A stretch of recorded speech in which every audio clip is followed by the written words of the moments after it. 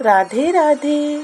नमस्कार दोस्तों, हमारे चैनल भक्ति सागर में आप सभी का हार्दिक स्वागत है। और आज हम आपके लिए लेकर आए हैं योगिनी एकादशी की कथा। और आप सभी को योगिनी एकादशी की हार्दिक शुभकामनाएं। चलिए अब हम कथा आरंभ करते हैं। आषाढ़ मास के कृष्ण पक्ष की एकादशी का नाम योगिनी है।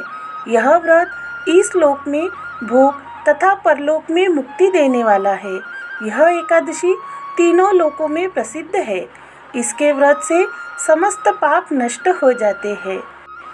अलकापुरी नामक नगरी में एक कुबेर नामक राजा राज्य करता था। वह शिव भक्त था। उसकी पूजा करने के लिए एक हेममाली पुष्प लाता था। उसकी पत्नी विशालाक्षी अत्यंत सुंदर स्त्री थी। एक दिन वो मानसरोवर से पुष्प ले आया, परंतु कामासक्त होने के कारण पुष्पों को रखकर अपनी स्त्री के साथ रमन करने लगा और दोपहर तक नहीं गया। जब राजा कुबेर को उसकी राह देखते देखते दोपहर हो गई तो उसने क्रोधपूर्वक अपने सेवकों को आज्ञा दी कि अभी तक पुष्प क्यों नहीं लाया है।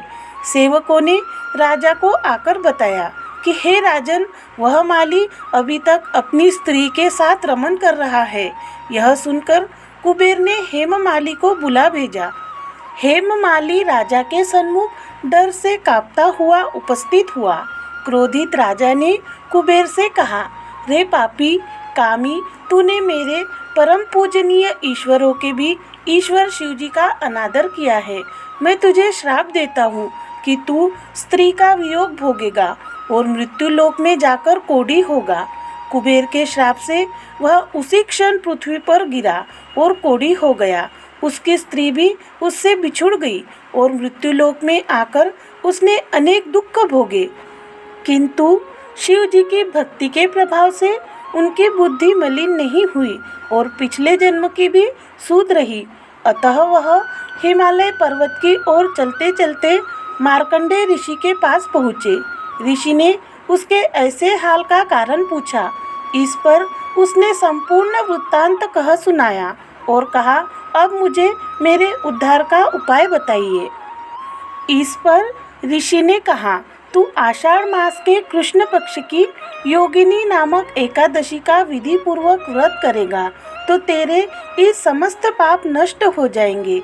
हेममाली ने मुनि के वचनों के अनुसार योगिनी एकादशी का विधि पूर्वक व्रत किया, जिसके प्रभाव से वह पुनः अपने पुराने रूप में आकर अपनी स्त्री के साथ विहार करने लगा। लाभ, इस व्रत का फल 88 सहस्त्र ब्राह्मणों को भोजन कराने के बराबर है। इसके व्रत से समस्त पाप दूर हो जाते हैं और अंत में स्वर्ग मिलता है। जय जय श्री हरि। जय श्री कृष्ण। राधे राधे।